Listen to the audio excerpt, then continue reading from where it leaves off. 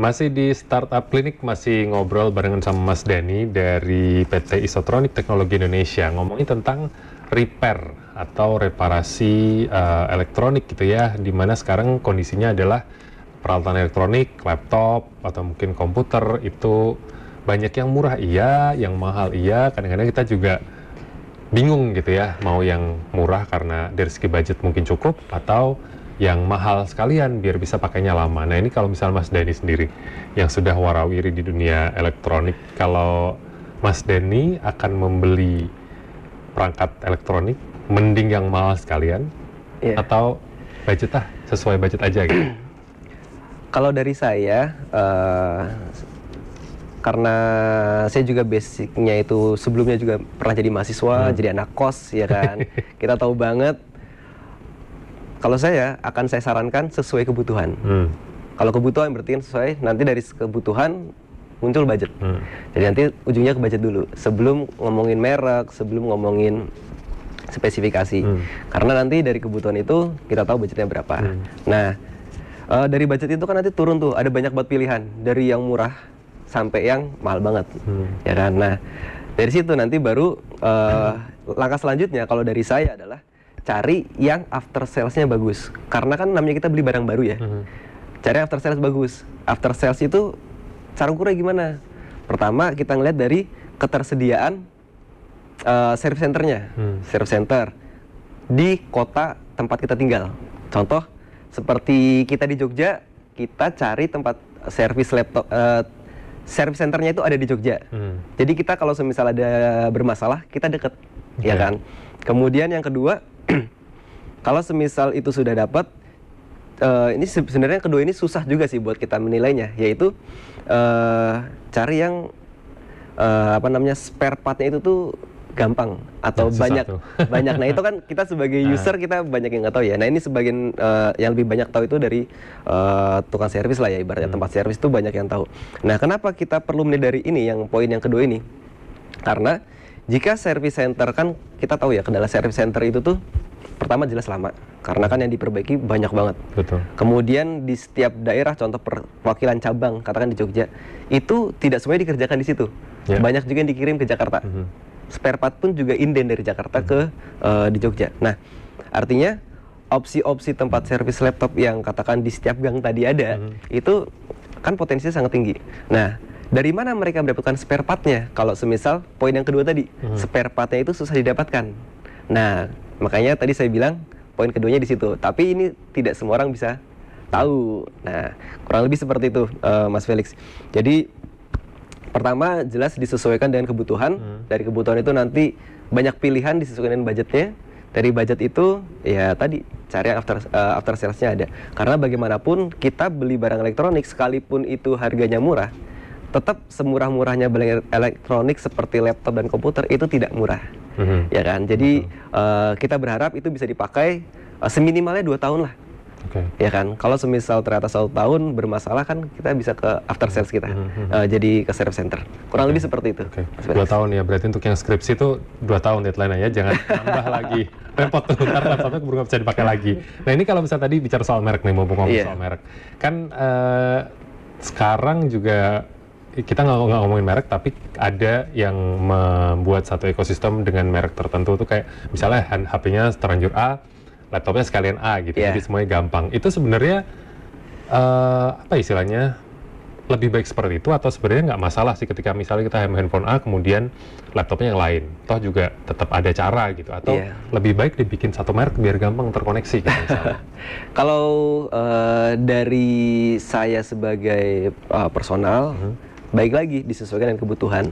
Karena kenapa dia satu ekosistem, kenapa beda ekosistem? Yang membedakan itu hanya user experience saja, pengalaman pengguna kita.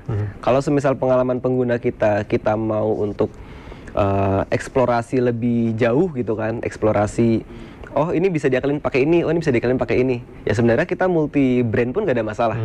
Nah kayak gitu. Jadi di situ nggak ada kaitannya. cuman memang kalau semisal kita budgetnya memang memadai, kemudian kita pengen punya pengalaman yang lebih enak nih, seamless gitu kan, ya silakan satu ekosistem. Mungkin gitu ya Mas Felix ya. Oke. Tapi sebenarnya mungkin selalu ada cara ya Selalu untuk ada bisa cara. menghubungkan semua perangkat yang kita punya ya. Jelas. Oke, nanti konsultasi langsung ke Mas Denny juga nggak masalah gitu ya. Oke, nah kemudian nih tadi sempat bicara soal keamanan, kemudian ternyata konsumen juga mungkin kebutuhannya banyak nih. Betul Jadi sekali. kalau misalnya dari pengalaman sejauh ini, kalau dari konsumen sendiri tuh lebih butuh yang mana Mas? Apakah kira-kira tentang harga yang sebutkan di awal, atau garansinya, atau mungkin kemudahan-kemudahan lainnya? Kalau dari sejauh ini dapat feedback gitu, yang paling dicari konsumen itu apa? Dari feedback, kami kan rutin ya membaca ulasan di Google Maps. Di Isotronic yang cabang UNY itu saat ini sudah 2.400 ulasan. Bintangnya 4,9, alhamdulillah ya. Kalau di cabang UII itu sudah 600-an. Bintangnya sama 4,9. Nah, dari ulasan-ulasan itu sebenarnya kami pun ada keresahan, apakah harga yang kami tawarkan sudah sesuai, apakah kecepatan pekerjaan yang kami tawarkan sudah sesuai dengan kebutuhan pelanggan. Tapi dari ulasan-ulasan, trennya adalah pelanggan bilang di sini murah, banyak diskonnya, pengerjaannya cepat. Nah, padahal kami secara sengaja kami itu tidak pernah mempromosikan itu. Kami tidak pernah bilang kami murah, kami tidak pernah bilang kami cepat. Kenapa? Fakta di lapangan banyak banget servis laptop komputer ya, itu murah-murah Mas, ya kan, murah-murah. Banyak banget juga pekerjaan yang bisa ditunggu. Jadi dibongkar depan pelanggan. Nah, tapi kalau semisal saya melihat dari tren, ya kan, ulasan segala macam, dan yang kami bangun, brand yang kami bangun, sebenarnya masalah murah dan cepat itu masalah persepsi. Kalau saya nyebutnya kayak gitu. Kenapa bisa dibilang murah? Karena nilai yang kami berikan itu sesuai dengan apa yang mereka bayarkan. Bahkan lebih daripada apa yang mereka bayarkan. Itu akhirnya bisa dinilai murah. Kenapa bisa dibilang cepat? Karena ekspektasi yang kami berikan, estimasi waktu yang kami berikan, itu hasilnya lebih cepat jadi dibanding dengan estimasi yang kami berikan. Contoh, kami janjikan 2-3 hari, ternyata jadinya pada 2 hari, atau 1-2 hari. Nah, itu kan berarti ekspektasinya pelanggan bisa kami, bisa kami berikan sesuai atau bahkan lebih dari apa yang kami janjikan. Nah, kurang lebih seperti itu. Nah, pertanyaannya, apakah harga yang kami tawarkan benar-benar murah, ya kan? Nah, itu kami nggak pernah bisa bilang seperti itu, karena kami transparan dari awal. Price list pun ada. Di depan pelanggan, price list ada. Jadi pelanggan bisa ngelihat sebenarnya, oh ini harganya, aku rusak di sini nih. Tim SA ku, service advisor ku, itu menjelaskan kepada pelanggan, untuk kerusakan seperti ini, kemungkinan di sini, dan solusinya seperti ini. Untuk perbaikan seperti ini, nah ini biaya di sini kelihatan. Ada estimasi harganya, ada estimasi waktu pengerjaannya, dan garansinya. Semua jelas dicetak. Bahkan sebelumnya ada sih sebenarnya di sosial media kami tampilkan juga. Cuman saya lupa pin di atas, jadinya tenggelam gitu kan.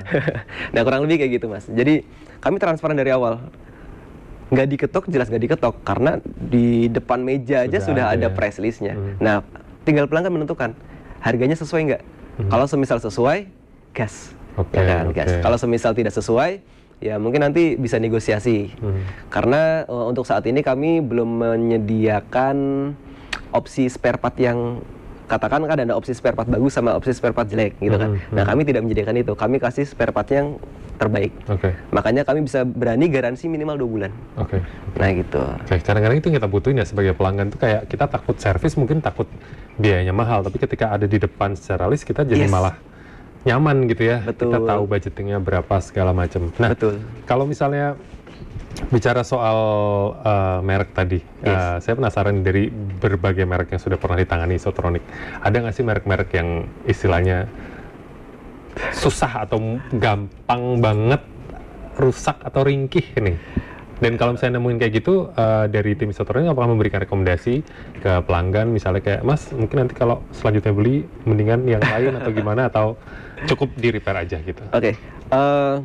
Kami juga melakukan R&D ya, jadi melakukan olah data juga di tempat kami. Itu total ada sampai sekarang itu kan kami Isotronic sudah memperbaiki lebih dari 15.000 laptop ya Mas ya.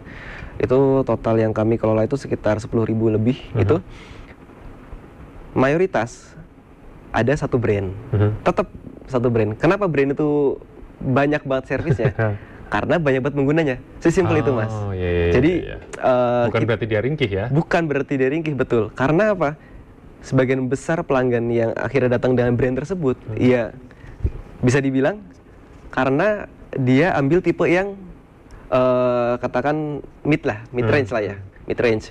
Jadi ya wajar kalau kualitas mungkin dari build quality-nya kurang, kemudian spare part-nya kurang dan segala macamnya. Nah itu wajar banget. Tapi kalau semisal kita ngambil dari katakan merek yang harganya high end gitu kan, wajar jarang ada yang rusak. Karena apa?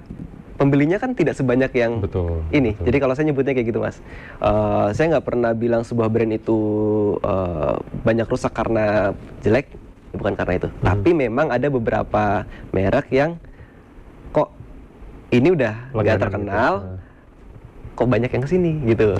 Nah ini berarti kan memang apa ya? Emang dari barangnya aja. Nah itu tetap ada kayak gitu. Cuman ya barang-barang kayak gitu ya tadi baik lagi. Pertimbangan kita mengambil barang elektronik kan after sales-nya, kemudian kedua ketersediaan spare part-nya. Nah ini udah mereknya jarang, after sales-nya nggak ada, spare part-nya nggak ada, ya susah. Nah itu kita udah susah Mas, sudah angkat tangan kalau kayak gitu. Oke. Menarik. Habis ini kita akan jeda, tapi saya pengen tanya nanti merek apa yang dimaksud setelah ini ya. Jangan kemana-mana.